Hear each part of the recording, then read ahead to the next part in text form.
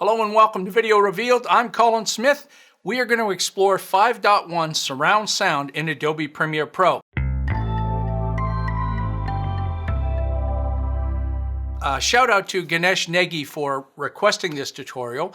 It's because of you that we have this. So if you're listening to this in a 5.1 system, this is not 5.1.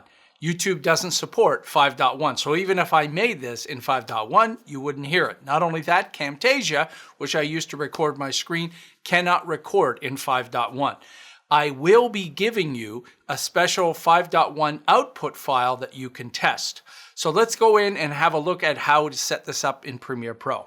So creating a sequence for 5.1 is no different than any other. You can click down here. You can go to File, New Sequence, File, New Sequence. I'm going to do it from here. And the most important setting is the audio setting over on the tracks side. So this is a stereo master that needs to be set to either 5.1 or to multi-channel with 6 channels. 5.1 is not a magical format. It's just an audio file that it's one file with 6 different things inside as one file, and it's recognized when it plays out. So like I said, I'm going to show you 2 different ways. The other thing to understand is that Premiere Pro has different kinds of tracks. Let me just delete these tracks. So we're working with one track, and you can see that we've got standard tracks, 5.1, adaptive, and mono. So the word right from Mike Hogan, who's an engineer at Adobe, if you're going to use 5.1 output, then work with 5.1 files. We can work with mono and stereo, as I'll show you in a second, but there are some considerations for isolating the LFE. So it's best to have a 5.1 track in 5.1, but like I said, we can change it. So I'm going to cancel this because I've already made one here. So this sequence is 5.1. How do I know that? If you look down here at the master, you can see 5.1. Also, if we go sequence settings, you'll notice that the audio is 5.1. You can't change that after the fact. So you have to set this up correctly first. So I'm going to play this so we can hear this. Front left, front right, center. So your first question might be, well, I didn't hear everything there. How can I hear it? Well, there's 2 ways to monitor things. The first way is to monitor it with true surround sound multi-channel output. That requires hardware. You have to buy an interface, an audio interface that connects either with USB or with Thunderbolt or with old FireWire that has multiple outputs. And typical music outputs have multiple outputs that you can go out, 8 or 16 or 24. So you have to have the right hardware. But what if I'm doing this on my laptop? Well, Premiere Pro has a way to take what's in the other channels and put them in the stereo channel. Your output is still to 6 channel 5.1, but you're listening stereo. Let's go change that. In the edit menu on Windows, in the Premiere Pro menu on the Mac, choose audio. And here is the 5.1 mix down. You can mix just the front and rear, front and LFE. Front, rear, and LFE is what we're going to use. Click OK and click OK.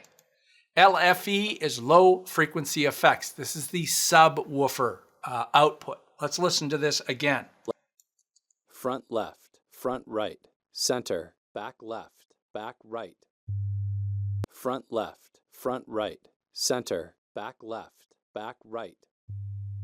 So what's the difference between, we just heard the same thing twice. Well, you notice the second one is a 5.1 channel. So when I open that up, you'll see in the source monitor, there's all 6 channels in one track. The lower one down in here are 6 mono versions of this same thing. I just created 6 mono tracks and dropped them in. These aren't stereo or standard tracks. They're mono tracks. How do you know they're mono? Down here, they have the little icons that look like one speaker, okay? I'm going to go to the audio track mixer, and if it's not showing, it's in the window menu, audio track mixer. And you'll notice this panner comes up on some of the channels. So on track 1, which is my 5.1, there is no panner.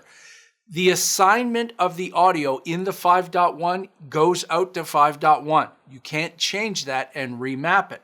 So how do we make something move from one speaker to the other speaker and move around? Here, let's just listen to this. I've got an example here with a stereo music file.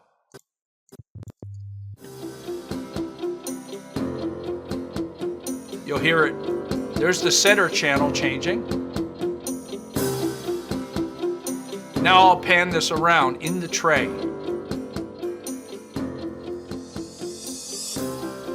And you hear it moving from one side to the other. Even in stereo, we'll hear this. And when it goes to the back, there's the center. And when it goes to the back,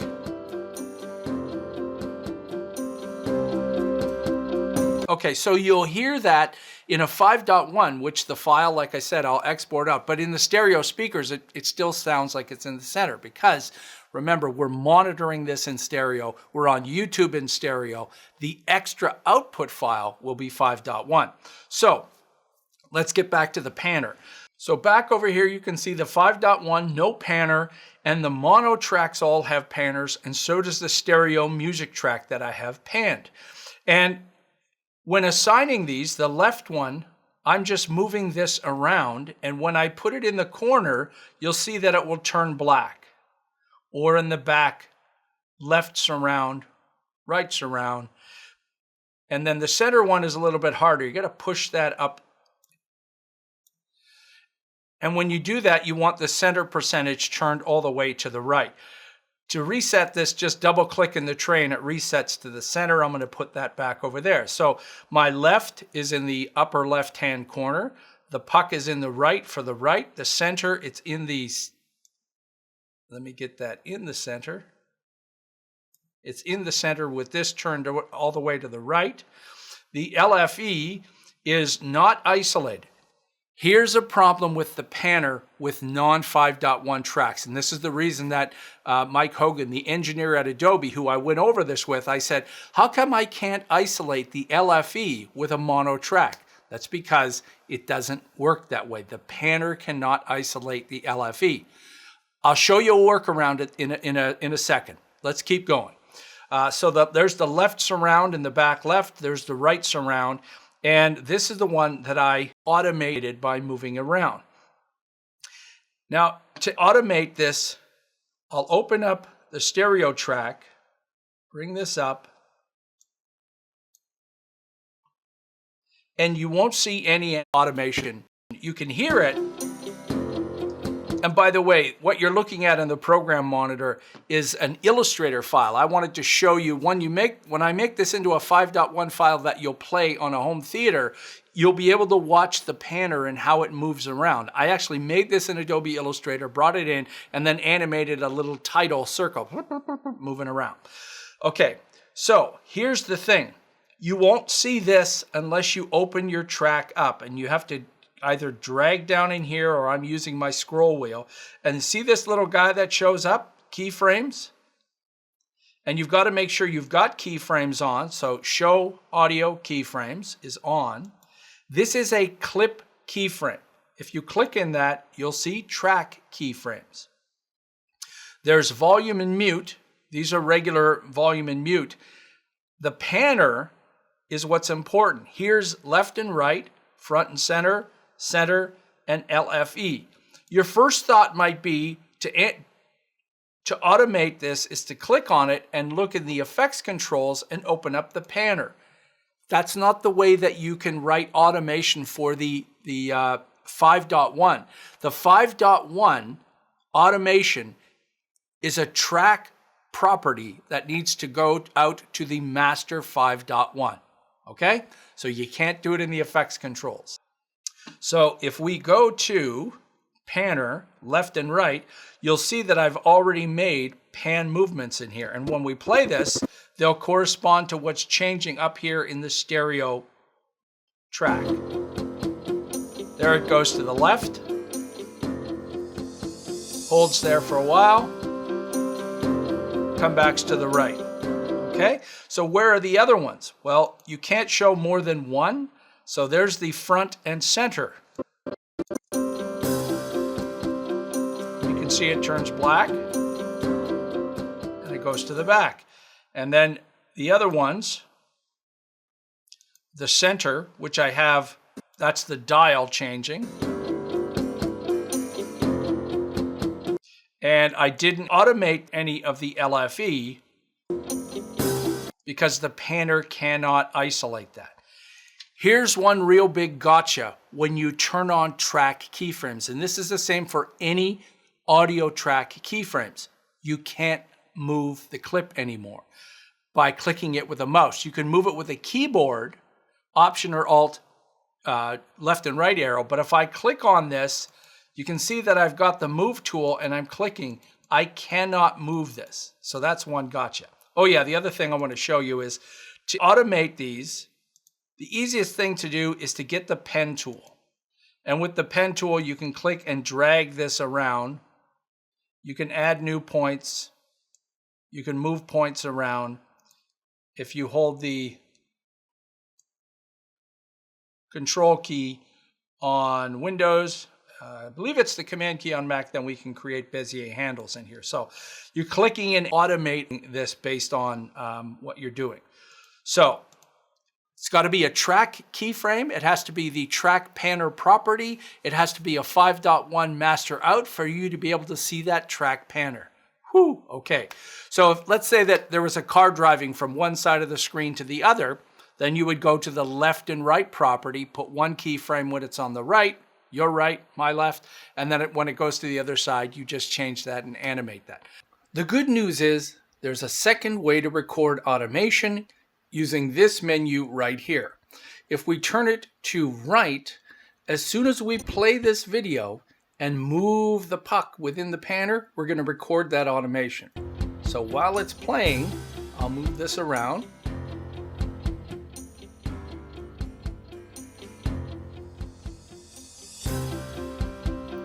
And when I stop, you can see the automation has been written.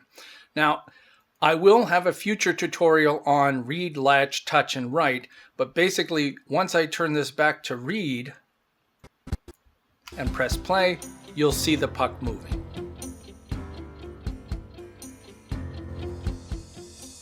That's a track property, so if you move the audio clip, the track automation will not move with it.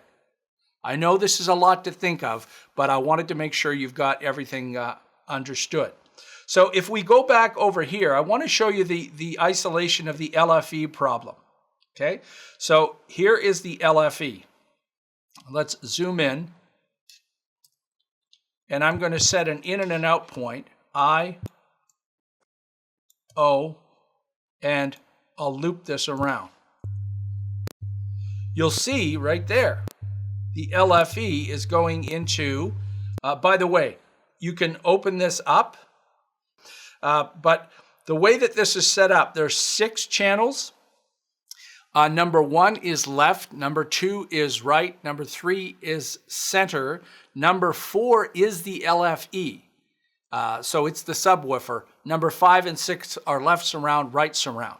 So if we play this, you'll see that it's in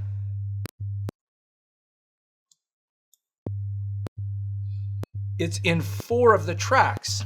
If we go and change the bass setting, you can see that it's actually taking it out of number 4.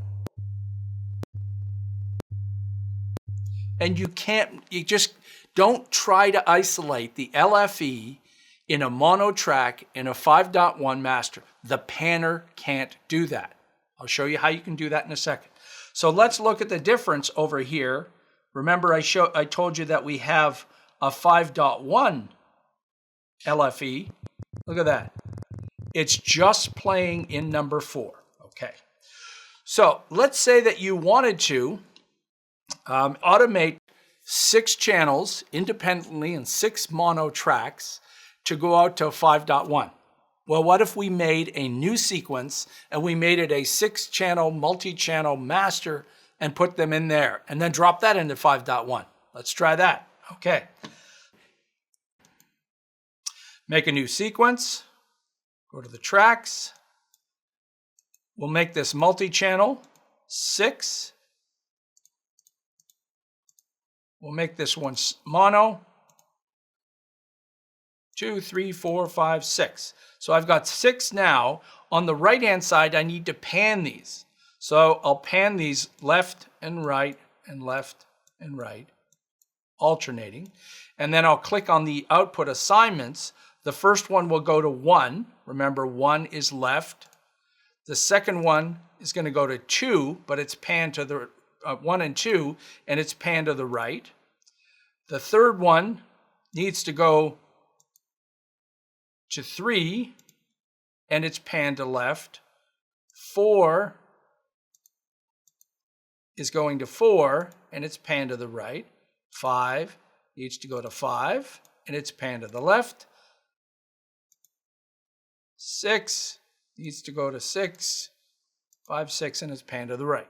So now we have our 6-channel master. So I'll call this 6-channel master. Okay. And I'm going to open up my mono tracks and drag them in.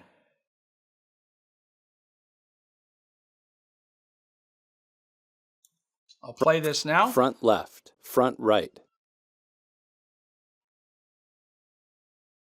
All right, so remember when we started this, we went into the audio monitoring, the audio preference, and we did a 5.1 mix down so we could hear this.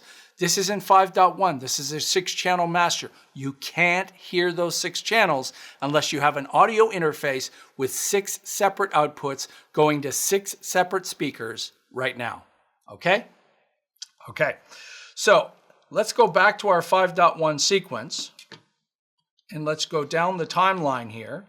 And on the left-hand side, let's find the 6-channel master we just made and drag that in. You'll notice a little plus down here. On the left-hand side, this is source patching. You can't get away with source patching. Source patching designates where the clip is going to go. So because you can see that I have got a 5.1 and I've got 6 mono, I don't have a 6.1, a 6-channel track in here, but I have a little plus button. And when I click on that, I now have an A1 source patch to a 6-channel track, okay? Now when I drag this in, the 6 channels are gonna go down in here.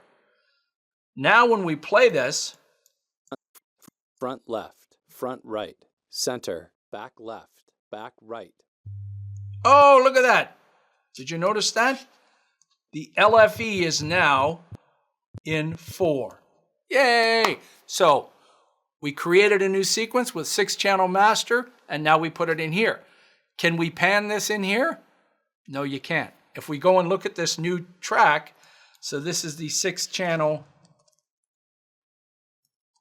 track, there's no panner. So there really is no difference in automation between this and a 5.1 track. It's just I made a virtual 5.1 track by making a new sequence with a 6-channel master, throwing in mono tracks, and then outputting it there. You're not limited to 6 tracks. If we went back to the 6-channel master, I've got 6 here, but if I wanted to, I have an unlimited amount of tracks. But they'll only go to the master here. They will only go to the 6 channels. So you actually pick the routing here. So that's if I had 5 tracks that I wanted to go to the front left, then I would just have 5 mono tracks. I would pan them all to 1, 2, pan them left. I can automate all of that too. So if we open this up, remember I've got to go to my track panner, pan. Now I'm panning this one back and forth. So if I get the pen tool and pan this, I'm left, panning this front, one. Left, left. So now it's panning from left to right on track 1 going out to 1 and 2. front left, And if we go and listen to this over here now, front left, you see how it now goes to 2 channels? front left, front right, So that's how you would be able to automate all of those. Now, if you just started watching this partway through and you're wondering, how come I can't hear this in 5.1? This is YouTube. There is no 5.1. I'll be outputting a separate file. And when it comes to outputting this, quite frankly, this is what I use. This is just a Cyber PowerPC Fang Mini, and 5.1 is built into Windows 10. So if I just go to HDMI out on this little unit, this is, I'm blown away by this. This actually edits Premiere Pro pretty good. It's Core i7 and it has Iris Pro graphics and USB 3. It's pretty cool. Or you can just, use your PlayStation or whatever. You just got to get the 5.1 file out there. And you can export out directly to H.264. I'm going to have a separate, more advanced output tutorial, and you'll see that link when it becomes available. And that will talk about all the settings in the export dialog box. This one was long enough. This is a lot for you to get through. So I hope that helps you understand what you have to do. There's a lot of work you have to do to get 5.1 to work. There's some workarounds to be able to isolate the LFE and do automation the way that you want. Now remember, the only reason I had to go and do the 6-channel master and stick it in the 5.1 is if I wanted to isolate the LFE. If I don't care about that, how many times am I sending stuff out to that? I can still do all the automation and the panning in the 5.1 sequence with as many mono and stereo tracks as I want. Whew. Hopefully you found this informative. I know it was long. If you're new to Video Revealed, take a moment and subscribe. You want to support us a little bit further, join us over on Patreon for as little as $1 a month. Till next time, I'm Colin Smith, and it's my job to get you looking, sounding your best.